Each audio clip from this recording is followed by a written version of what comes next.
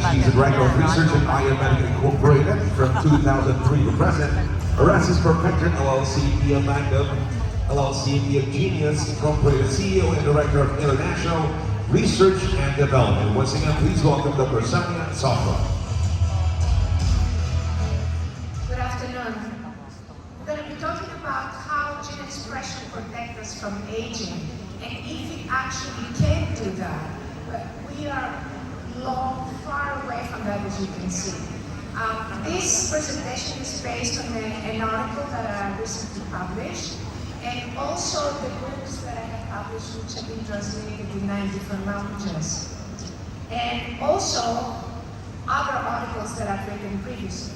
So now, what is gene expression? Gene expression is basically a process from where gene information is transferred to the cytoplasm, and then it makes different proteins, which are the brains of our cells. I have a video so you can see exactly how this is happening. It happens through signals. The proteins send signals. These signals are expressing a specific gene. And from there, the gene, you have 2 different processes. One is the transcription, basically you write it down, and the other one is the translation. You're translating it into a protein. So it goes from the gene, the RNA polymerase creates the messenger RNA that goes into the cytoplasm and becomes what we call the transfer RNA. And from there, the amino acids are connected like a sort of a necklace, like this in a necklace, and they make a protein. So basically, the cell receptors detect the signal, and from there, gene expression occurs, and from their downstream process leads to the gene expression. But gene expression is not a simple thing. It's a very complex process. So several genes may control the expression of one gene, and several proteins may control the expression of one gene, which controls the expression of another gene. So it's sort of a very complex situation that has to do with signaling within the molecular network, and it also has to do with environmental input. For example, what you see here is you see 2 bioidentical twins. One of them has expressed genes that have aged her, and that's because of smoking, and the other one has not. So what we do determines how many genes will be expressed. Now, obesity and BMI levels trigger the expression of genes. Anything that we do, even exercise, triggers the expression of genes. But is that a good thing? Not always. And sometimes a certain activity might actually express genes that are good, and at the same time might express genes that are not good for us, that are bad for us. So you can also upregulate antioxidant genes. And you all know that women live longer than men. Why? Because the estrogens activate the nuclear factor kappa B, the NF-kB, as it's called. That is a signaling pathway, and that signaling pathway serves as a regulator of increased innate immunity. So let's talk about telomeres. We have heard about telomerase. It's a very, very hot subject, and they're selling pills to increase the telomerase, and creams and this and that. Well, actually, if you increase the telomeres, it's a bad thing. So they did a study where they had the POT1 gene that increases the telomeres. The telomeres do not shorten. Well, what happened in that sample, 15 out of 17 people ended up with cancers. Lung cancers, skin melanoma, and thyroid cancer. So not shortening the telomeres could lead to cancer. It's not a good thing. So that's a very important thing to remember when they start selling you the creams and the pills to maintain the length of your telomeres. Now let's talk about epidrastal topics, okay? The aging epidrastal has about 150 editing events that basically alter the RNA. So you can see how extremely complex this process is. It's not just something, let's kind of increase a gene and then good, we have anti-aging. It's not as simple as that. So don't let anybody tell you that. There is genome editing, and that is now a new technique that they do. They basically take one part out and they edit it the way you edit a text, okay? The problem with that is that it's highly unethical, and it can lead to a lot of problems. So it's only ethical if you only replace the specific gene that has to do with a specific clinical disorder. Otherwise, it's not ethical. So here is some of the longevity genes. I'm not going to time you with them, but they are the APOD, the FOX03, the CETP. There's many longevity genes. And this is what is longevity? It's anti-aging. So here is a study from the BBL study. It's like a laser kind of that they have. And they claim that they produced gene expression. Here are the problems with this study. Number one, they did not find any ecology, which is why they said, oh, we got gene expression. Number two, none of the genes that they expressed has to do anything with longevity genes. They did not even express one longevity gene. Nothing, not even one. What they expressed is the ZNPSTE24 gene, that because it has the lamin A that is connected to the absence of which is progeria and is early aging. They say, oh, this is an anti-aging gene. The problem with that is that overexpression of that gene means inflammation. The other genes that they express, the IGF-1R receptor, when it's overexpressed, it turns into malignancy. And the ING4 is the exact opposite gene. So they said, oh, we are expressing one, but we're expressing the opposite as well, which could be basically zero, right?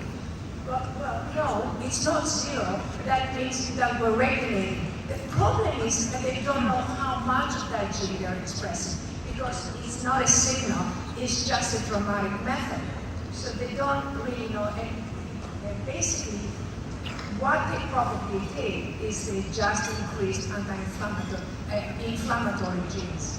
And like the I4G1, that is a gene for Parkinson's disease. I don't even know why they included that. The IF4FPI, that has to do with, again, with cancer processes. And most of these genes have to do with increased cancer. Why? You have to be careful when you start saying, I'm expressing genes, because that could be a huge problem. And the CCL13, which they are regulator, but that is connected to interleukins 4 and 13, that they are greatly inflammatory. They are associated with inflammation. Not only interleukins are associated with inflammation, but these particular ones that this gene is associated with to increase inflammation.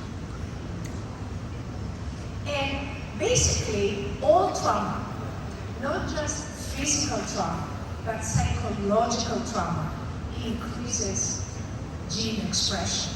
But that's not a good thing. The other problem is that they say, oh, we increase gene expression. Well, gene expression that is good for the younger people is bad for the older people. So it depends who does the treatment. If it's a young person who does the treatment, maybe that's a good thing. If it's an older person that does the treatment that already has a lot of inflammation in the system, then it's definitely a bad thing. So they do not differentiate about that. Now, exercise. Exercise is good. Why? Because it expresses up to 311 genes. Are all of these genes good? No. When you're exercising, you're expressing inflammatory genes. However, during the rest period, and that's why you cannot over-exercise. So during the rest period, you are expressing the opposite genes, so there is a balance. And you are also expressing genes that have to do with plasma-derived growth factor and genes like T cell genes that improve immunity. So that's a good. Effortless exercise, we are kind of involved in this effortless exercise situation. And does it express genes? Yes. We have an article that was published from London University.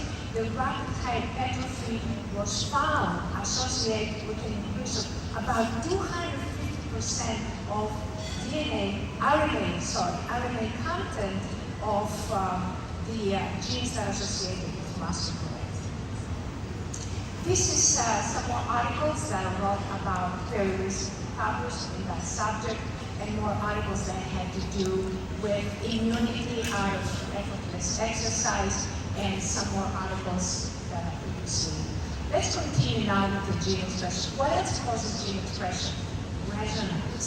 This is a lot of research now from many, many different people, many different scientists that are looking at resonance. Why? Because resonance controls signaling, and signaling controls gene expression. So there is the coordinated activity of different signaling pathways within cells, the multiple cell interaction. Our cell is like a network or like traffic.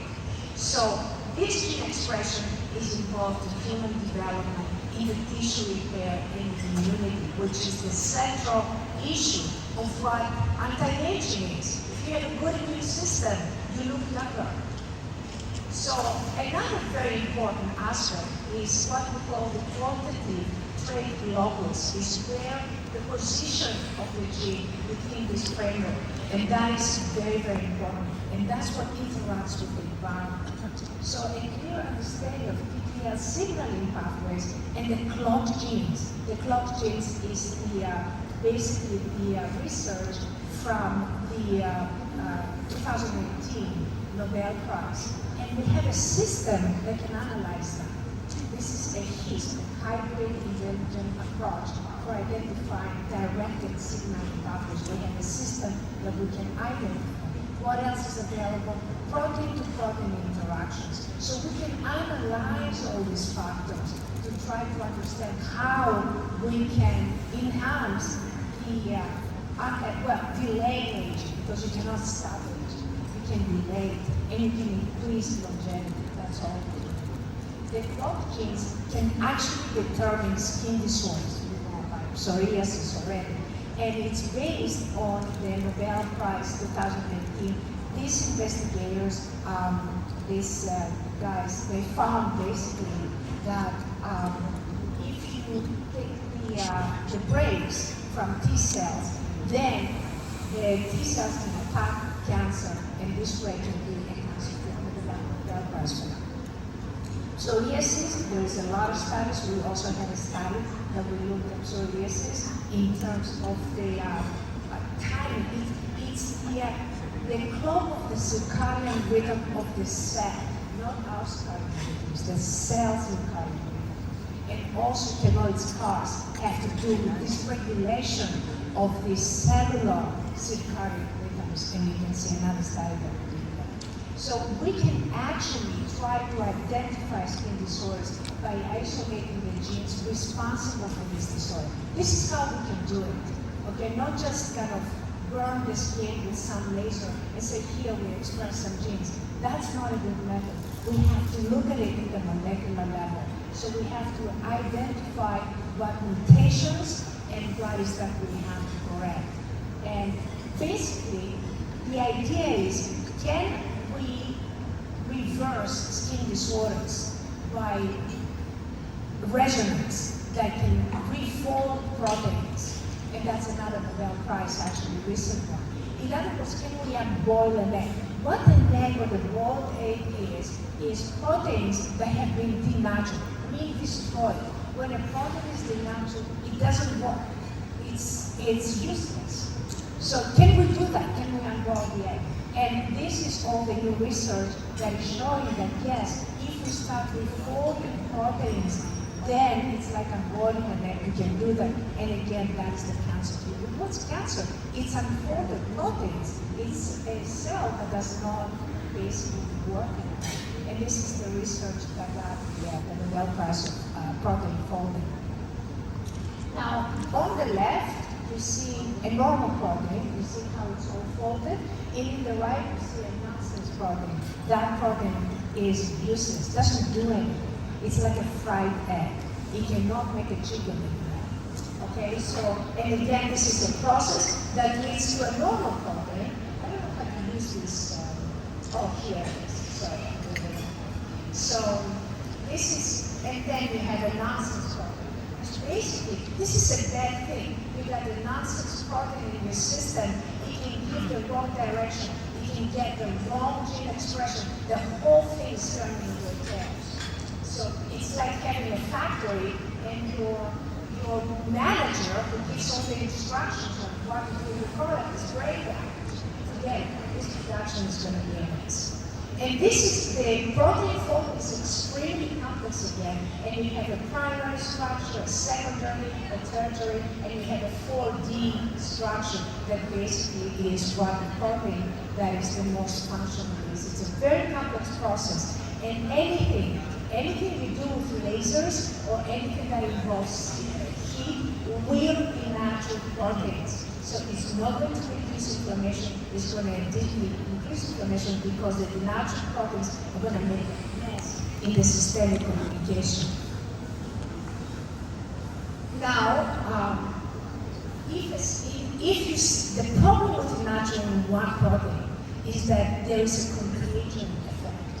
There is basically it attacks the other cells around it, and then we have pretty much other proteins getting denatured as a result of one protein. That's one protein that is denatured.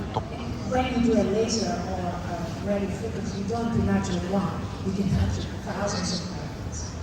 So, and we do have again the second virial coefficient, the SVC. It's a measurement that we can see what happens after a laser treatment, for example. How many proteins have been aggregated? That means useless, basically.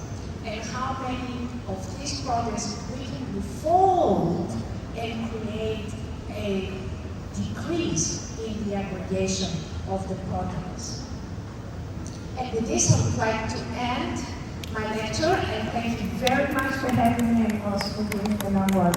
Thank you. Thank you so much, Dr. Xanya and Sofra, for that wonderful presentation. I would like to call on Dr. Lesmes Lewin and Dr. Vanessa Torre to present our certificate of appreciation to our speaker.